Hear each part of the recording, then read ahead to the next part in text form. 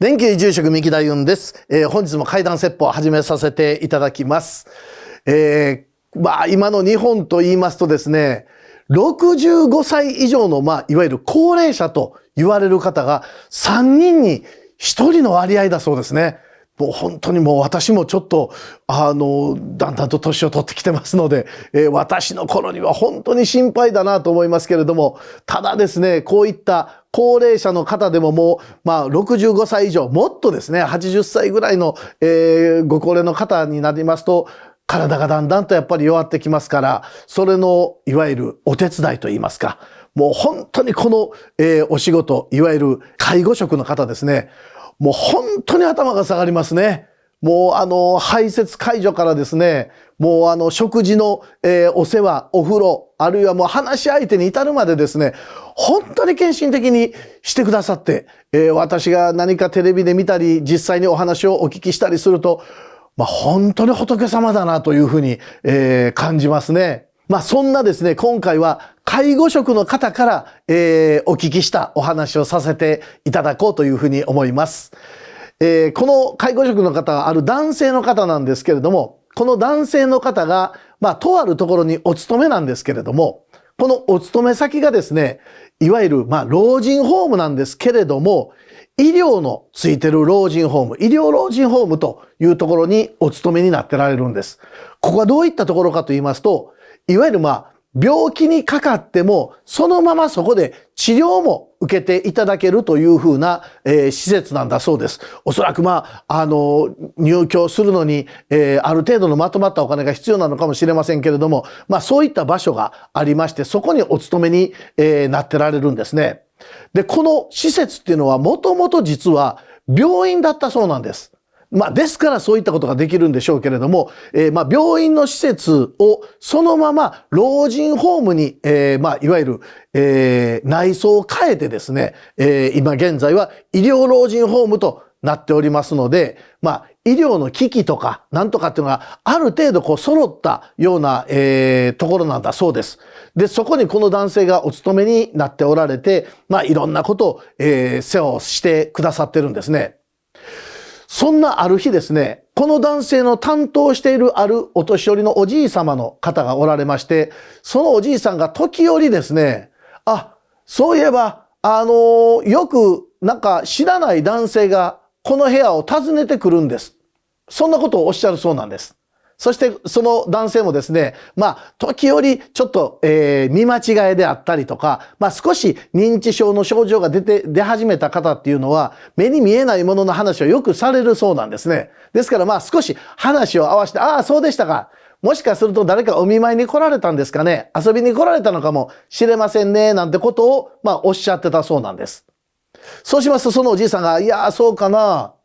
お見舞いに来るにしては逆にお見舞いを受けるような状態の人なんだけどな。そんなことをおっしゃるそうなんです。で、そうですか。じゃあ、かなり高齢の方なんですかね。でも、おそらく遊びに来られてるので、もう別に気にされなくて大丈夫じゃないですか。そう言いますと、そうね。話しかけられるわけでもないからな。そんな風なことをこのおじいさんおっしゃるそうなんですね。そしてそれから日にちが経ちますと、ある時またこのおじいさんが、そういえば、また、知らない人が訪ねてきてたよ。で、じゃあそうですか。またじゃあ遊びに来られたんですかね。また一緒の話を繰り返しますと、そうかな。でも遊びに来られてるようには思えへんけどな。そんなことをまたこのおじいさんもおっしゃる。で、それからまた月日が流れると、またこのおじいさんが一緒のことをおっしゃるそうなんですね。で、いや、どんな方がいつも来られるんですか？同じ方ですか？ってお聞きしますと、いつもうちに来る、この部屋に来るのは同じ方やな。じゃあお見舞いか何かに来られてるんですかね。そう言うと、いやー、違うような気がするとまたおっしゃる。でも、なぜお見舞いじゃない風に感じるんですか？そう聞きますと、いやー、足が不自由そうな気がするんやな。こんなことをこのおじいさんおっしゃるそうなんです。それでも気に留めずに、そうですか。でもたくさんの方がね、来られたら、楽しいから帰っていいですよね、なんて言うと、そのおじいさんも、そうね。楽しいよね。いろんな人が来てくれたら。それで話は終わってたんですけれども、この介護職の男性、定期的に夜のシフトになられると、夜見回りがあるそうなんです。もともと、病院の施設であったので、なんとなくこの男性、そういうのが不得意で、ちょっと夜見回るの怖いなといつも思われるそうなんです。ただ廊下は、夜もそこまで、明るくはないですけど、薄暗く、決して真っ暗ではないので、そう恐怖心はないものの、なんとなく、この男性は階段が苦手で、もしお化けが出たら怖いな、なんてことを思いながら、いつも見回りされるそうなんです。ある日、この男性が見回りをずっとしてますと、どこかからコツッ、コツッ、床を何か木で叩くようなコツッ、コツッという音がするそうなんです。ただそれしばらく聞いてると消えるそうなんですね。またなんか今晩も聞こえたの怖いなと思って、いろんな人にこの話をすると、やはり介護職の中でですね、実は夜見回りしてるとその音を聞くという方も他におられたりしたそうなんです。だからあの音の原因何かな、もしお化けだったら怖いなとこの男性思ってられたそうなんですけれども、他の方のお話では多分建物の関係で、反響してどこかの音がコツコツと聞こえるんじゃないかななんて話で終わってたそうなんです。そしていつものようにお昼間になって、介護担当の方のところに行きますと、またこのおじいさんのところに行かれたそうなんですけれども、このおじいさんがこうおっしゃるんですね。そういえば昨日の夜もまたあの人来てたよ。お見舞いかな。こうおっしゃるそうなんです。で、いつもの男性の方が来られてたんですか。そうですか。昨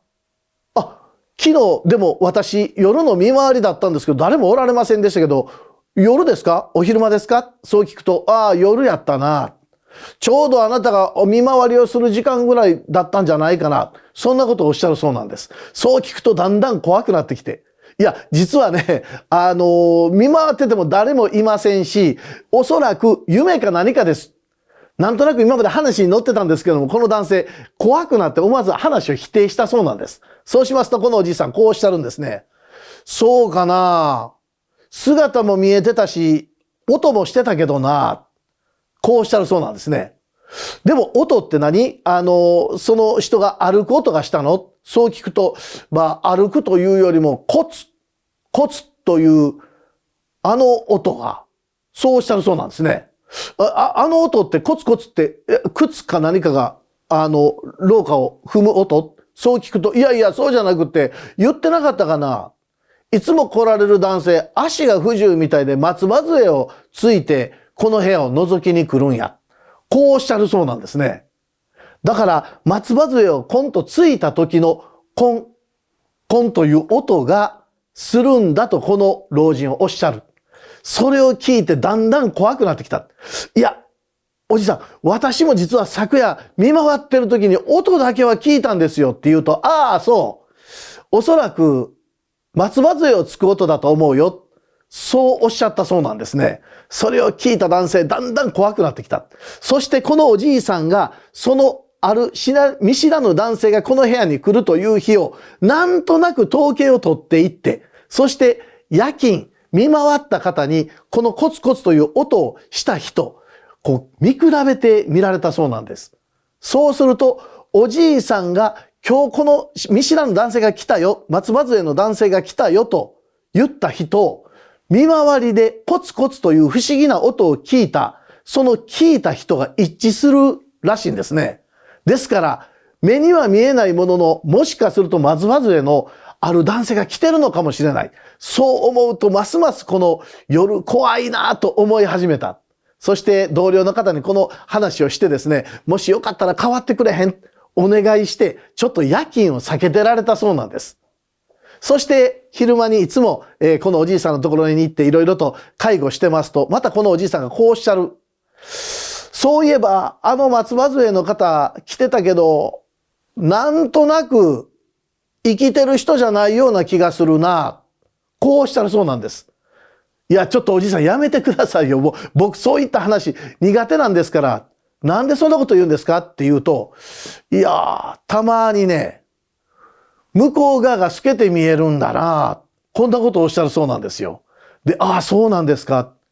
だってここ昔病院やったんやろ？そう聞かれて、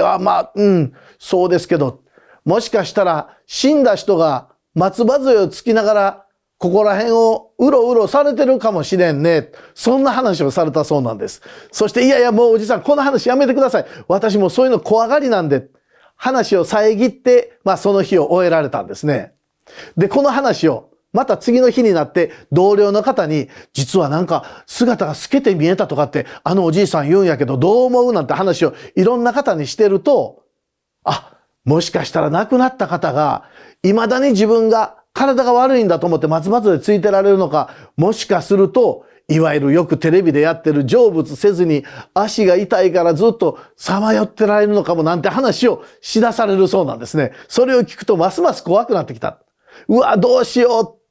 思って、そのまままた介護の仕事をしてますと、またおじいさんがこうおっしゃるんですね。ちょっとお願い事がある。何ですか？もうちょっとでも、お化けの話はやめてくださいよ。そう言うと、いやいや、いつも来られる松葉杖のおそらく亡くなってられる方に、教えてあげてほしいんや。こうおっしゃるそうなんですね。何を教えるんですか？あなたはもう肉体がないんだから、もうそんな足が痛いはずがない。自分の足で歩きなさい。そう言ってあげたいんやけど、どうしたらいいかな。喋るにしてもいつ来るかわからへんから。こんな話をされたそうなんです。確かにな、この男性そう思った。亡くなられたわけですからもう肉体を離れてますよね。私もよく怪談説法でこの話させていただきますけども、いつまでも、亡くなった方がその場で、痛い目にあったとしても、そこでずっと苦しまれる方っていうのはおられません。必ず、肉体から離れて安穏の地に、おられますから、苦しまれてるはずがないんですね。ですからこの男性、そうか、じゃあちょっと、張り紙にでもして、あなたはもう亡くなってるので足はお悪くないですよ。貼ってみましょうか。なんていう話をすると、おじいさんがそうね、それ貼ってあげたら優しいかもしれんね。ただ、外に貼っておくと、なんか私が死んだみたいに思われると大変なんで、私の部屋にでも貼っといてください。そうおっしゃったそうなんです。そして言われるがままに、メモ帳にですね、あなたはもうお亡くなりになっているので、足が痛いはずがないです。自分の足で立ってくださいと書いて、おじいさんの部屋に張り紙をした。そして数日後、また会議に行きますと、おじいさんが、この間ありがとうね、メモ貼ってくれて。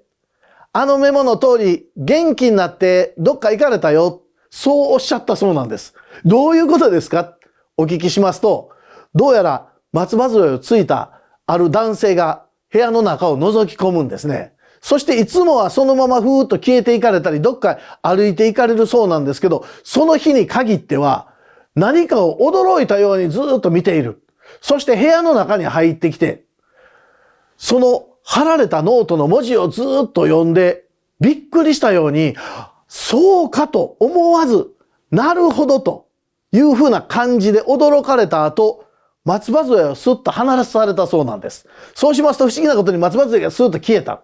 そして自分の足でトントントンとされるそうなんですね。そして、そうなのか、私はもう動けるんだと、なんとなく悟られたのか、喜んでこの部屋からどっかへ行かれた様子だった。そんな風な話をこのおじいさんがされたそうです。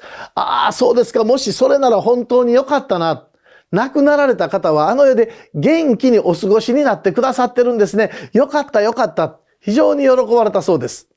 そのおじいさんとそんな話で盛り上がった後、数ヶ月後、このおじいさんも息を引き取られたそうなんですね。そして、あのおじいさん面白い話をたくさんしてくれたな。私がもっといろんな介護をやってる中でもっとあのおじいさんとお話をしたかったなというふうに、思われたということなんですけれども、このおじいさんとお話がしたかったな。もう少しいろんな話をしたかったな。日々そう思うせいなのか、ある時ですね、休憩所に行くと、この亡くなられたおじいさん、休憩所でお蕎麦を食べてられたそうです。思わず声をかけて、おじいさんって言うと、ふっと消えられたそうです。あの世に行っても私たちにはいろいろな楽しみ方があるんでしょうね。この介護職の方はそれ以来何も見なくなられたそうですけれども、亡くなる、